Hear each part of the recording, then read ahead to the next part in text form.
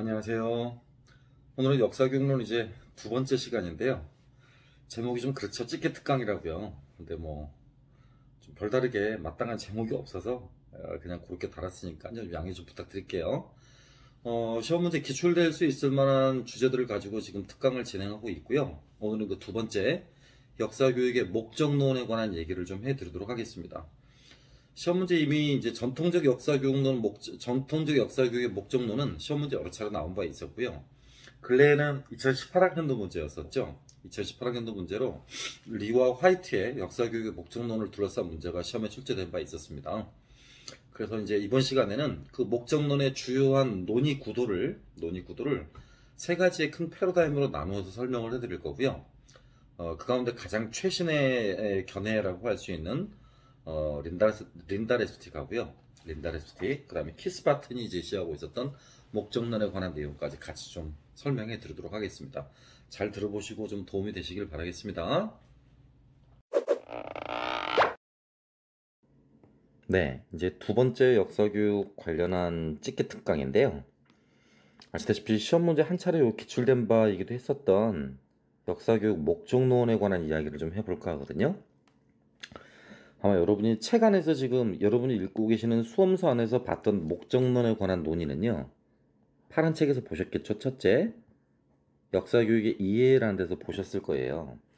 역사교육의 이해에 나와 있는 5가지 목적은 내재적 가치의 습득, 그 다음에 교훈을 습득하기 위해서, 그 다음 교양을 습득하기 위해서, 그 다음 고유의 유산이나 역사상을 통해서 민족 공동체 의식을 함양하기 위해서, 그 다음 마지막 역사의식의 함양, 이렇게 들어가 있었어요.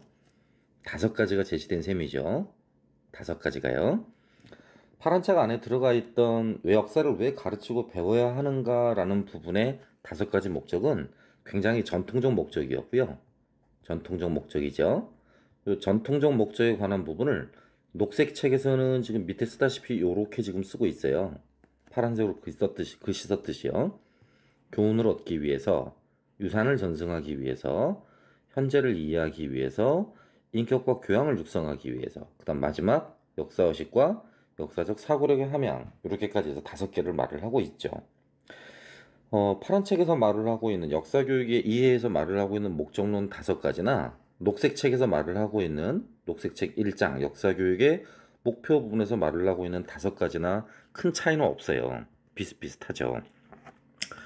억지스럽게라도 만약에 차이는 정말 2가지 책 가운데 차이는 하나도 없는 겁니까? 라고 말을 한다라면 내재적 가치 관련한 부분이 좀 다르겠죠.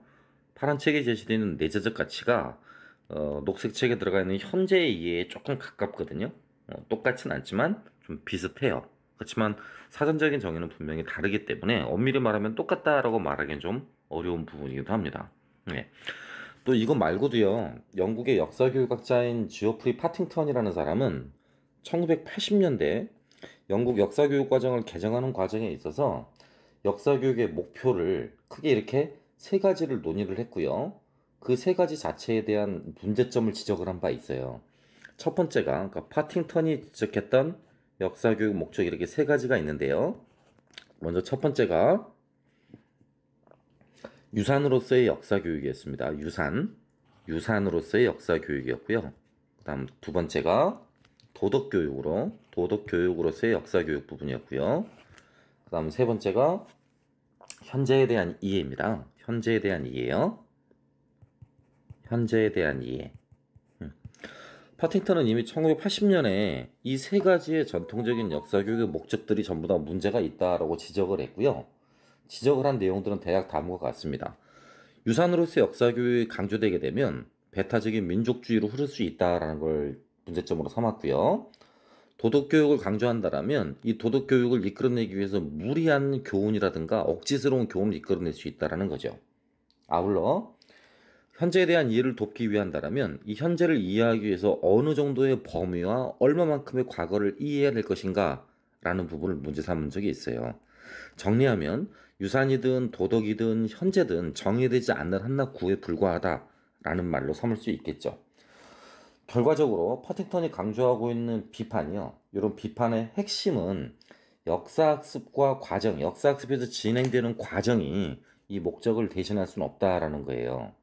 결론적으로 학생들한테 역사를 가르치는 가장 중요한 이유가 역사를 이해시키기 위함이고요. 역사를 이해시키기 위함, 역사 이해를 시키기 위함이고요. 역사를 가르치는 가장 중요한 이유가 이렇게 이 역사를 이해시키는 것 이외에 나머지 도구들로 역사를 가르치는 걸 정당화해서는 절대 안 된다라고 말을 하고 있어요. 그래서 나중에 남색 책 32페이지, 33페이지를 한번 읽어보시면 되겠고요. 수업 시간에도 제가 한번 언급해드렸습니다만 크게 역사교육 목적론을 담론격으로 구별하는 방법은 이렇게 세 가지 주제로 나눌 수 있어요. 국가주의적 역사와 학문주의적 역사, 그 다음에 이 두 가지 것들에 대한 대안의 움직임으로 나타났던 수업 시간에 말했죠. 린다 랩스틱과 키스 바튼이라는 사람이 강조했던 민주주의 시민 육성을 위한 관점이 있어요. 이 국가주의적 역사 같은 경우는 우리나라에서 굉장히 많이 악용되었던 사례가 있었죠. 그래서 국가나 민족을 정당화했었고 이렇게 현재 처하고 있는 정치적 입장을 정당화해요. 그래서 현재 정권을 정당화한다든가 현재 정부의 정책이나 현재 집권자의 정책을 정당화하는 방향으로 악용되는 겁니다. 그래서 가급적이면 그런 내용들이 교육과정과 교과서라는 제도 매체를 통해서 드러나거나 움직여지게 되죠. 동아시아 3국이 이런 부분이 굉장히 강해요. 우리나라가 강하고 중국도 강하고 일본도 강하죠. 그 교육과정이랑 교과서라는 통제된 매체를 토대로 해서 국가의 기억, 민족의 기억을 학생들에게 주입시키고 이걸 정당화하려는 과정이라고 보시면 돼요. 이런 과정은 통상 1980년대까지 굉장히 강했던 것으로 보시면 되겠고요. 두 번째는 90년대 새롭게 제기되고 있었던 스탠포드 학파의 주장이에요. 그러니까 세뮤얼 와인버그라든가 프레데릭 드레이크가 강조하고 있었던 주장인데요. 역사가처럼 사고하기 또는 역사가처럼 생각하기라는 걸 역사교육의 목적으로 삼는 거죠. 그래서 아이들에게 역사적 사고력을 함양시켜주거나 또는 역사가처럼 생각하고 역사가처럼 사고하는 과정에서 발견법의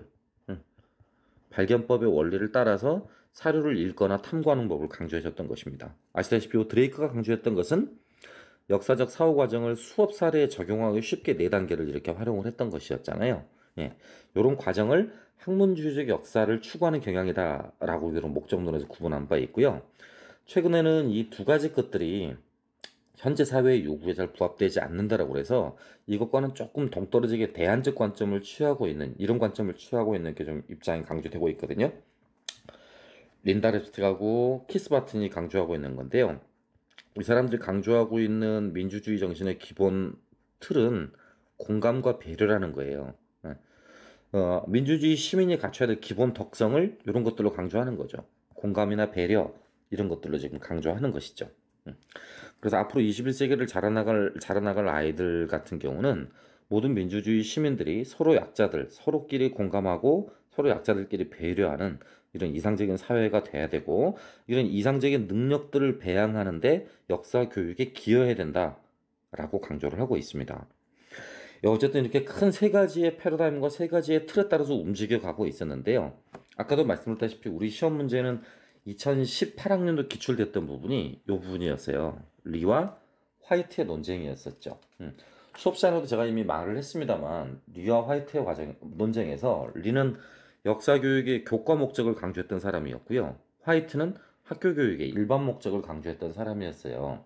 그래서 학교 안에서 역사 교과를 가르친다라면 학교 역사 교과의 목적보다는 학교 교육의 목적이 강조된다는 게 화이트의 주장이었고요. 학교 교육을 강조했던 게 반대로 리의 주장은 아니다. 학교 교육에 부합할 필요는 없다. 역사 교육은 내재적 가치를 갖고 있기 때문에 이 학교 교육에 악용돼서는 안 된다. 학교 교육을 강조하는 것으로부터 분리되어야 된다. 라고 말을 하고 있었던 거예요. 곧 리가 바라볼 땐 화이트의 화이트의 주장 자체가 굉장히 정치적이었던 것이고 이 정치적 특성을 역사교육에 강요함으로써 역사교육의 중립성을 훼손시키는 것처럼 보였던 것이죠. 그래서 이 둘간의 논쟁의 사례가 시험 문제 나온 바 있었고요. 이제 마지막으로 국내에서는 이 두 사례와 마찬가지로요. 90년도에 아까 이인호 교수와 정현백 교수의 논쟁이 있었거든요. 이인호 교수와 정현백 교수도 이인호 교수는 굉장한 보수 세력이고요. 정현백 교수는 굉장한 진보적 입장에서 있는 학자거든요. 그래서 이인호 교수가 말하기를 역사 교육을 하는 목적은 바람직한 인간성의 함양을 하기 위해서다라고 말을 하고 있고요. 수업시간에 말했듯이 이게 기능주의 관점을 대변하고 있어요. 반대로 정현백 교수 같은 경우는 사회 비판적 기능을 강조하고 있고 이를 통해서 궁극적으로 인간이 해방되어야 된다라는 걸 강조하고 있죠. 급진적이며 진보적 관점이에요. 역사교육의 목적이 다르기 때문에 서로 수고하고 있는 수단이나 형식도 다를 수밖에. 역사교육의 수단이나 형식도요. 이인호 교수 같은 경우는 설화, 이야기, 이른바 내러티브를 강조하는 거예요. 왜냐하면 이 내러티브가 이데올로기 주입에 굉장히 효과적이잖아요. 그러니까 이인호 선생님 같은 보수주의자들의 시각에는 이전 집단의, 이전 사회 구성원들의 이데올로기를 후손들에게 그대로 전달해주기 굉장히 좋았겠죠. 반대로 정현백 교수는 사회사적인 결정 요인을 가르치는 걸 핵심으로 해야 된다. 곧 사회적 변화나 사회적 발전을 이끌어내는 요인들을 아이들이 알아야 되고 이 요인들을 습득해야만이 실제 사회 발전을 이끌어내는 주체로 기능할 수 있다라고 생각했기 때문이에요. 그래서 이제 이 부분과 연관해서 올해 출제될 수 있는 부분은 첫째, 민주주의 시민 육성의 관점을 갖고 있었던 아까 말씀드렸던 두 명의 학자요. 린다 랩스틱과 키스 바튼이 강조하고 있는 역사교육의 목적은 무엇인가? 라는 부분이고요. 거기서 키워드가 공감이나 배려라는 단어를 잘 기억하고 있으시면 돼요. 또 한 가지는 파팅턴이 제안하고 있었던 영국 역사교학자인 파팅턴이 제안하고 있었던 전통적인 세 가지 목적에 대한 비판론을 좀 외워두셨으면 좋겠어요. 이것도 역사교육 전공자들 사이에서는 굉장히 중요한 부분이거든요. 마지막 세 번째로는 이인호 교수와 정현백 교수의 논쟁을 들어보면 되겠죠. 이들이 생각하는 역사교육의 목적은 무엇이고 이들이 생각하는 역사교육의 수단은 무엇인가 라는 부분들이에요. 꼭 기출문제를 확인해 보시고 기출문제의 포맷대로 방금 제가 나올 수 있는 세 가지 주제들이요. 1번, 2번, 3번 요 세 가지 주제들을 꼭 다시 한번 반복해서 확인해 보시기를 부탁드리겠습니다.